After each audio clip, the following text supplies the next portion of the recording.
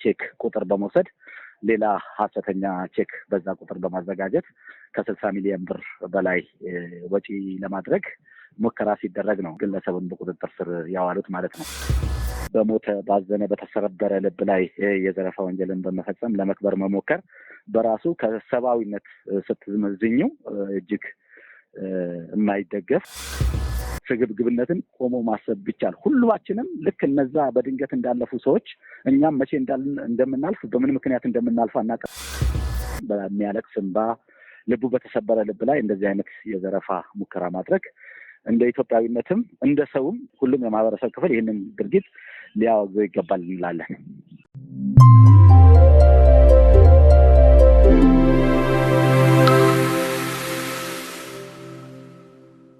ከ60 ሚሊዮን ብር በላይ ለእርዳታ የተሰበሰበውን ገንዘብ ለመዝረፍ የሞከሩ ግለሰቦች አሳፋሪ ተግባር። መቼም አሁን ላይ አይደረግም የሚባል ነገር የማይኖር ይመስላል።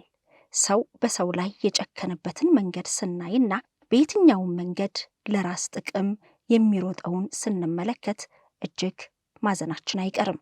አሁን ላይ ደግሞ የተሰማው ቅጽበታዊና የከፋ በሆነው የመሬት መንሸራተት አደጋ ለሞቱ ቤተሰቦችና ለተፈናቀሉ ማቋቋሚያ የተሰባሰበውን ገንዘብ ለማውጣት ሲሉ ተያዙ ሲባል ብዙዎችን ያስደነገጠ ነው። ቅጽበታዊ በሆነ ሁኔታ ወገኑን መሬት ስትከዳው ያየ፣ በቅርብ ሆኖ ሐዘኑን የተካፈለ፣ መሪር መሆኑን ቆሞ የመሰከረ እንዴት መለስ ብሎ በወገኑ ሐዘንና ጉዳት የተሰበሰበውን የእርዳታ ገንዘብ ለግል ጥቅሙ ለማዋል ይሞክራል የሚለውም የብዙዎች ጥያቄ ነው። መቼም በሀገራችን በቅርብ ጊዜ ከደረሱ የተፈጥሮ አደጋዎች መካከል እጅግ የማይረሳውና ብሔራዊ ሐዘን የነበርንበት ሩቅ አይደለም። ሐምሌ 15 2016 ዓመተ ምህረት ብሔራዊ የሐዘን ቀን የሆነበት ነበር።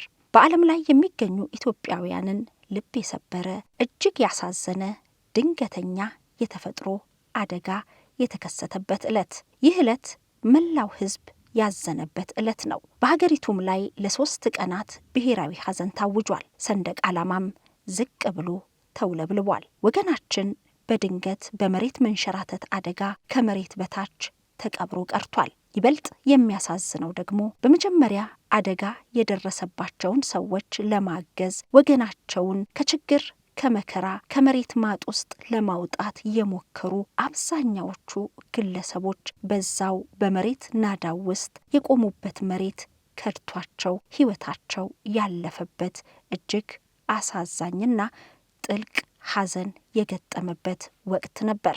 ትንሽ ትልቁ የተረፉ ወገኖቹን ለማጽናናት የተፈናቀሉትን ለማቋቋም ለዚህ ድጋፍ ተብሎ በተከፈተው አካውንት በወቅቱ የገንዘብ ድጋፍ አድርጓል። በአይነትም አይዞህ ወገኔ ታሳ ታሳ እያለ ሐዘኔ ነው ብሎ የሚችለውን አድርጓል። ታዲያ ከ1 ዓመት ከ2 ወር በኋላ የተሰበሰበውን የእርዳታ ገንዘብ ግለሰቦች ለመዝረፍ ሲሞክሩ ተያዙ መባሉ ሲሰማ አይደለም ሊሞከር እንዴትስ ታሰበ የሚለው በብዙዎች አይምሮ ውስጥ የሚመላለስ ነው። ምክትል ኮማንደር አሸናፊ ኃይሌ የደቡብ ኢትዮጵያ ክልል ፖሊስ ኮሚሽን የሕዝብ ግንኙነትና ገጽታ ግንባታ ዳይሬክተር ናቸው። ግለሰቦቹ ገንዘቡን ለማውጣት እንዴት እንደሞከሩ በስልክ እንዲህ ሲሉ ነግረውናል።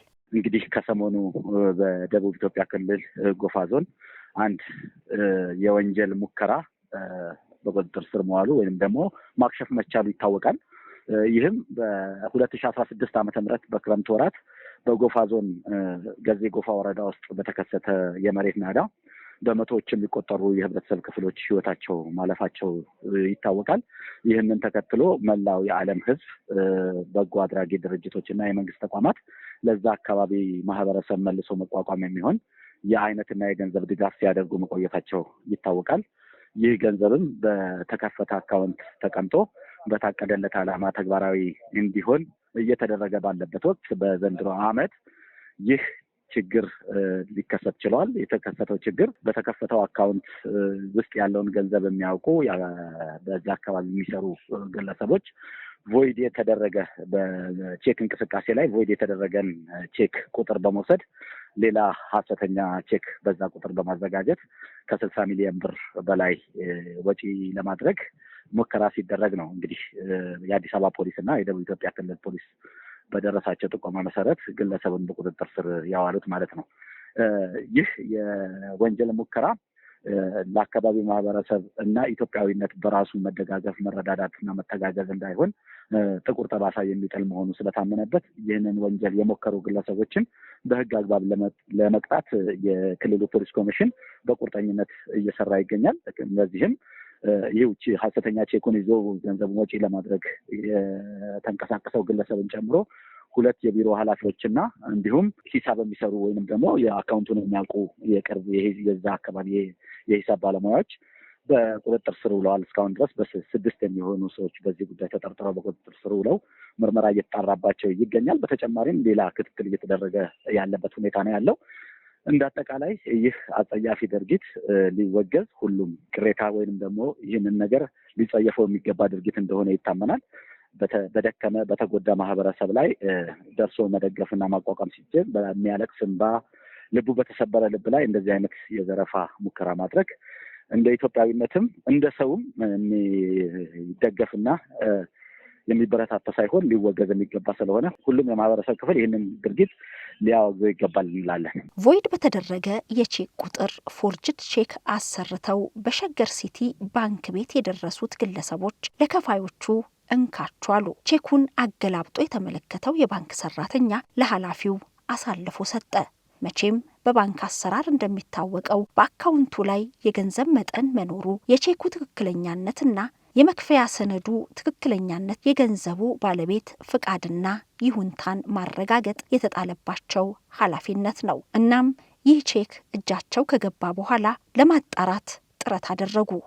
ለዞኑ ደውለውም ይህ ገንዘብ እንዲወጣ ወይንም ተቀናሽ እንዲደረግ ፈቅዳችኋል ወይ ሲሉ ጠየቁ። ያገኙት ምላሽ ግን አስደንጋጭ ነበር። እናም ወዲያው ለአዲስ አበባ ፖሊስ ኮሚሽን ሪፖርት ማድረጋቸውን ምክትል ኮማንደር አሸናፊ ኃይሌ ይናገራሉ።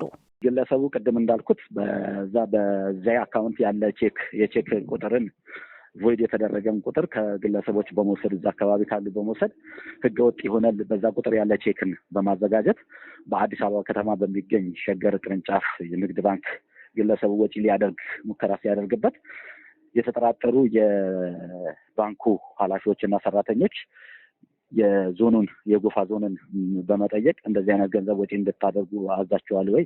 ወጪ እየተጠየቅን ነው በሚሉበት ሰዓት አይ እንደዚህ አይነት ወጪ አላዘዝንም፣ ስለዚህ እንዳትለቁ፣ ግለሰቡን እኛ መተን እስክንረከብ ድረስ እዛ ባለ ፖሊስ ቁጥጥር ስር እንዲውል አድርጉልን በማለት በአዲስ አበባ ፖሊስ ጥቆማ ተደርጎ የአዲስ አበባ ፖሊስ ነው በወቅቱ ደርሶ በቁጥጥር ስር ያዋለው። ከዛ በኋላ ነው የደቡብ ኢትዮጵያ ክልል ፖሊስ ኮሚሽን የክትትልና መረጃ ሰራተኞች ሄደው ግለሰቡን ከአዲስ አበባ ፖሊስ ተረክበው አሁን ወንጀሉ ተፈጸመበት ቦታ ላይ በጎፋ ዞን ምርመራ ይጣራ ይገኛል። ይህ የወንጀል ሙከራ ለአካባቢው ማህበረሰብና ለመደጋገፍ ባህላችንም ጥቁር ጠባሳ የሚጥል ነው ይላሉ ምክትል ኮማንደር አሸናፊ። ሰው ወደ አውሬነት እየተቀየረ ያለበት አግባብ ብዙ ነው። እንግዲህ አንዳንድ ባህሪ ያላቸው የተለወጡ ስግብግብነት ወይንም ደግሞ ራስ ወዳድነት ምን ያህል ጫፍ እንደደረሰና በሞተ ባዘነ በተሰረበረ ልብ ላይ የዘረፋ ወንጀልን በመፈጸም ለመክበር መሞከር በራሱ ከሰብአዊነት ስትመዝኙ እጅግ የማይደገፍ ወይም ደግሞ በየትኛውም መንገድ ቅቡልነት የሌለው እንደሆነ እያወገዙ ፖሊስ እየሄደበት ያለው መንገድ ግን አጠናክሮ የመጨረሻ ውሳኔውን እንዲያሳውቅ እየጠየቁ ያሉበት ሁኔታ ነው ያለው። ሀገራችን ኢትዮጵያም ሆነ በዓለም አቀፍ ሰብአዊ መብት ሆነ ግብረሰናይ ድርጅቶች ሰው ተኮር ለሆኑ ጉዳዮች ትኩረት በመስጠት የተጎዳን የማህበረሰብ ክፍል መደገፍ፣ ማገዝና ያንን ስብራቱን በመጠገን ሙሉ ሰው ሆኖ እንዲቆም የማገዝ ስራ የተለመደ ነው። ሀገራችን ኢትዮጵያ ደግሞ ከዚህም በሌላቸው አባቶቻችን እናቶቻችን በሌላቸውና ባነሰ አቅማቸው ያላቸውን አሟጣው የተጎዳን ሲደግፉ ነው እንግዲህ እያየን ያደግነው እና ይህንን የመደጋገፍ የመረዳዳት ባህልን በብዙ ሊጎዳ የሚችል ተግባር ሊፈጸም ተሞክሯል። ይህንንም ደግሞ ፖሊስና ህብረተሰቡ ተረባርቦ ከአደጋ ማዳን ተችሏል። እንደ አጠቃላይ ግን ይሄን ነውረኝነትን ቆም ብሎ ማሰብ ቢቻል፣ ስግብግብነትን ቆሞ ማሰብ ቢቻል፣ ሁላችንም ልክ እነዛ በድንገት እንዳለፉ ሰዎች እኛም መቼ እንደምናልፍ በምን ምክንያት እንደምናልፍ አናውቅምና ባለንበት ዘመን ለራስም ለህሊናም ለህዝብም የሚያስመሰግን ነገር እየሰራን ብንኖርና ህይወታችን በዚች ምድር ላይ ያለን አጭር ዕድሜ በበጎ ስራ ብንጨርስ የሚል ነገር ነው ያለኝ። ከህግ ተጠያቂነትን ለማምለጥና ህጋዊ ሆኖ በነፃነት ለመንቀሳቀስ ህጋዊ አሰራርና ህጋዊ መስመርን ብቻ ተከትሎ በህጋዊ መንገድ የሚመጣን ሀብትን መጠቀም የምንችልበት አግባብ ቢፈጠር ሁሉም ሰላማዊ ኑሮ ሊኖር ይችላል የሚል እምነት አለኝ። ተለዋዋጭ በሆነችው ዓለም ሰው ማግኘት ማጣቱን፣ መውጣት መውረዱን ካለፈ በኋላ ሊረሳው ይችላል። የሄደበትን መንገድ ላይመለስበት ሊወስንም ይችላል። ከመሬት ግን መሸሻ ምን መንገድና መላ አለው? በደቡብ ኢትዮጵያ ክልል ጎፋ ዞን በወቅቱ አብዛኛዎቹ ወገናቸውን ከአደጋ ለመጠበቅና መሬት የከዳቻቸውን ካሉበት ለማውጣትና ለማዳን ሲረባረቡ ነበር መሬት ይዛቸው ወደ ውስጥ የሰመጠችው። መሬት ስትከዳ ምን ይደረጋል? በዚችው መሬት ላይ ቆሞ የወገኑን ሞትና የቋሚውን መሪር ሐዘን ዘንግቶ ለእርዳታ የተሰበሰበውን ገንዘብ ለመዝረፍ ወጥኖ ከባንክ ደጃፍ የደረሰው ግለሰብ የህሊና ቅጣት የሚሉት ያገኘው ይሆን? ለዚህ አሳፋሪ ድርጊትስ ምን አይነት ቅጣት ይጣልባቸዋል? በቀጣይ የምንሰማ ይሆናል። ውድ የሸገር ኢንፎ ሚዲያ ተከታታዮች የ2018 የአዲስ ዓመት እቅድ ልንገራችሁ።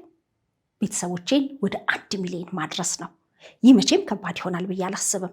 ምክንያቱም በሸገር ኢንፎ ሚዲያ የምንለቃቸውን ቪዲዮዎች የሚመለከቱ 60% የሚደርሱ ቤተሰቦቻችን ሰብስክራይብ ያላደረጉ ናቸው። ስለዚህ እናንተ በዚህ ሰዓት ይህንን ቪዲዮ የምትከታተሉ ሰብስክራይብ የምትለውን በተን ነካ ካደረጋችሁ ይህንን እቅዴን ታሳኩልኛላችሁ። ስለዚህ በቅርቡ 1 ሚሊዮን ለመድረስ እንድንችል እናንተ ሰብስክራይብ ያላደረጋችሁ ውድ ቤተሰቦቻችን ሰብስክራይብ እንድታደርጉ በአክብሮት ነው የምንጠይቀው። ሸገር ኢንፎ ሚዲያ ትክክለኛና ተአማኒ የሆኑ መረጃዎችን የምታገኙበት ነው። እናመሰግናለን።